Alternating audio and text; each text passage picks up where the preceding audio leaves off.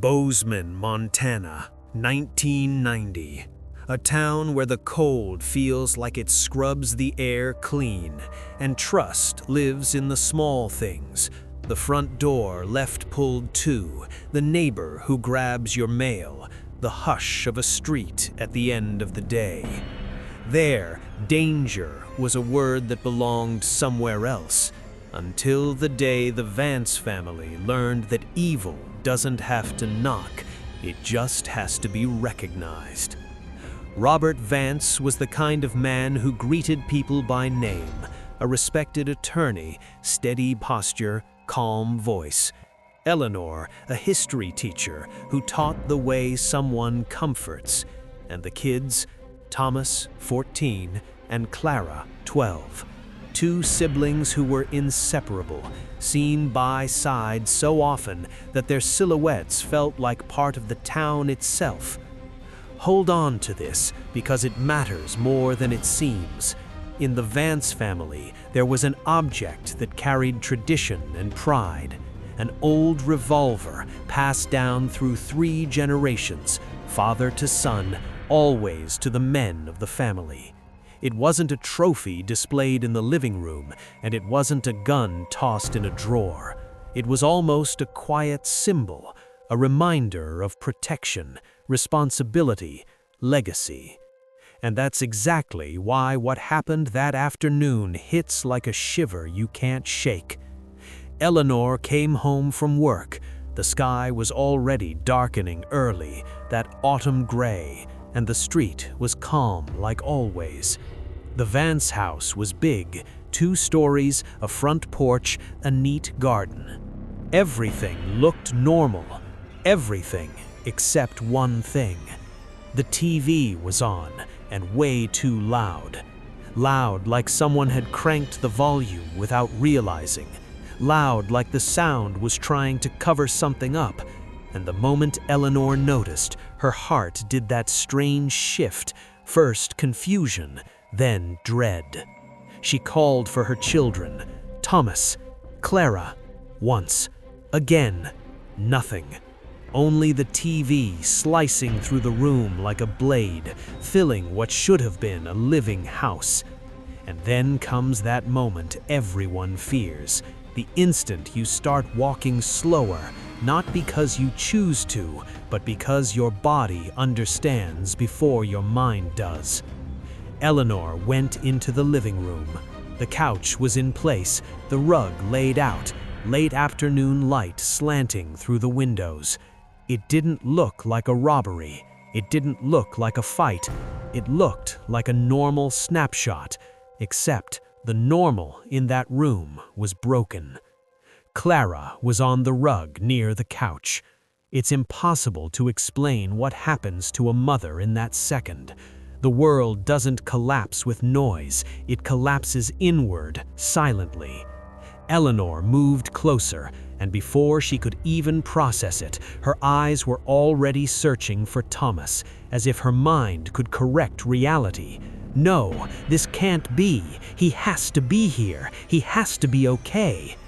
She followed the hallway in short steps, breath caught, skin gone cold. The bathroom door was slightly open. Thomas was there. Both children had been shot, a round to Clara's chest, a round to Thomas's chest. This wasn't a domestic accident. It wasn't a scare that went wrong. It was deliberate. It was decided. And here's the detail that makes it even harder to bear.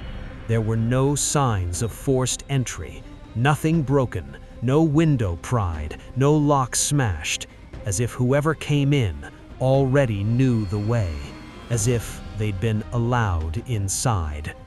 When Robert arrived a few minutes later, he found Eleanor in a state that wasn't just shock, it was absence, like her soul had stepped out of her body so it wouldn't have to see what her eyes were seeing. The police were called, neighbors gathered outside, and Bozeman, the town where nothing happens, learned the meaning of a word no one wanted to say out loud: execution. Detective Alan Harper stepped inside and immediately noticed the contrast. Outside, a quiet street, almost picturesque. Inside, the air felt heavier. He moved carefully, looking at everything that didn't make sense. The TV blaring, the childish cartoons still playing, canned laughter echoing in the very place where two kids had lost their lives. The rug still straight, the table undisturbed. The silence between rooms, as if the house itself was trying to deny what had happened there. Then came the discovery that stretched this case into something far darker. The weapon. It wasn't a kitchen knife. It wasn't something a stranger brought in a hurry. It was a revolver, and not just any revolver. This one belonged to the family. The same revolver passed down through 3 generations, the piece that carried history, pride, tradition. The gun that in Robert's mind stood for protection had become the instrument of the worst nightmare imaginable. And for the police, that wasn't just a detail, it was a signature. Because if the gun was the family's, only 2 possibilities remained, and both were terrifying. Either someone inside had access, or someone outside had enough familiarity to know exactly where it was kept. Think about that for a second. It isn't only who did it, it's who had the right to pick that up. Bozeman began to change that very night.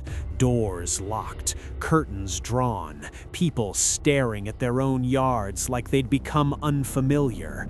Grief turned into fear. Fear turned into hunger for answers.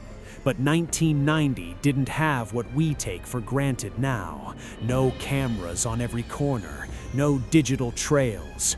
What existed were witnesses, rumors, and the crushing pressure of an entire town demanding a culprit fast. And as the days passed, the question turned into a persistent whisper between neighbors and acquaintances. Who got in without breaking in? Who knew about the revolver? Who could walk out of that house and keep living like nothing happened? 2 weeks without a solution might not sound like much, but for a small town, it's an eternity. Local reporters pushed harder. The Vances' pain became daily talk, and the police, cornered, needed anything that looked like a direction. That's when something arrived, something that seemed to offer an answer, but actually opened the door to something even darker, an anonymous letter.